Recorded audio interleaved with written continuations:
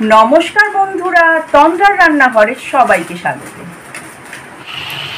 আজ শেয়ার করব আলু বেগুন বরবটি দিয়ে নিরামিষ চচ্চড়ি। আশা করি এই রেসিপিটা তোমাদের ভালো লাগবে। তাহলে আলু বেগুন বরবটি দিয়ে কিভাবে চচ্চড়ি রান্না করব দেখে নেওয়া যাক আজকের এই ভিডিও।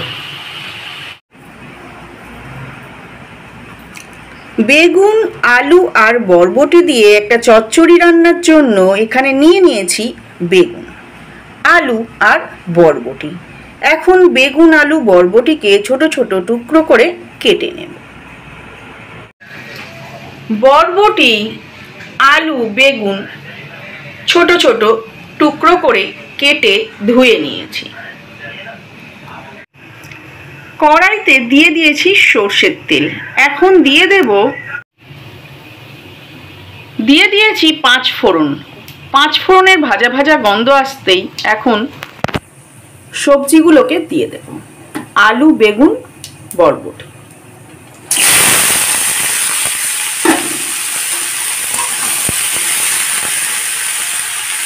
গ্যাসটাকে এখন হাই ফ্লেমে রেখে সবজিগুলোকে নাড়াচাড়া করে নিই। খানিকক্ষণ এইভাবে সবজিগুলোকে নাড়াচাড়া করে গ্যাসটাকে লো ফ্লেমে করে থালা দিয়ে চাপা দিয়ে দেব। তো এইভাবে রেখে দিয়েছিলাম।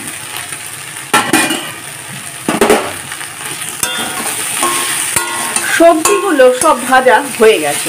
এখন এর মধ্যে দিয়ে দিয়েছি স্বাদ মতো নুন, চিনি, হলুদ গুঁড়ো, লঙ্কার গুঁড়ো আর জিরের গুঁড়ো। এখন সবজিটাকে কষিয়ে নেব। সবজিটা এইভাবে কষিয়ে নেওয়ার পর এখন জল অ্যাড করব আর গ্যাসটাকে এখন হাই ফ্লেমে করে দেব।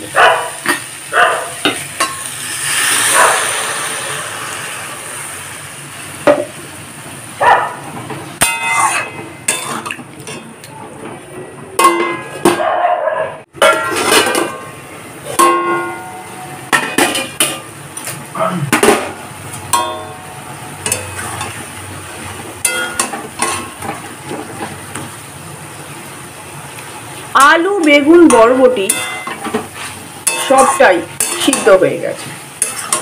এখন মাখা মাখা করে গ্যাসটাকে অফ করে দেব। এই রকম বরবটি আলু আর বেগুন দিয়ে নিরামিষ চচ্চড়ি রুটি, পরোটা, ভাত বা খিচুড়ির সাথে অসাধারণ লাগে। আলু বেগুন বরবটির চচ্চড়িটা সম্পূর্ণ রেডি হয়ে গেছে। এখন গ্যাসটাকে অফ করে দেব। আশা করি আজকের এই রেসিপিটা তোমাদের ভালো লাগলো। তাহলে আজকের মতো এই পর্যন্ত। আসি বন্ধুরা, আবার আসবো নতুন কোনো রান্নার রেসিপি নিয়ে।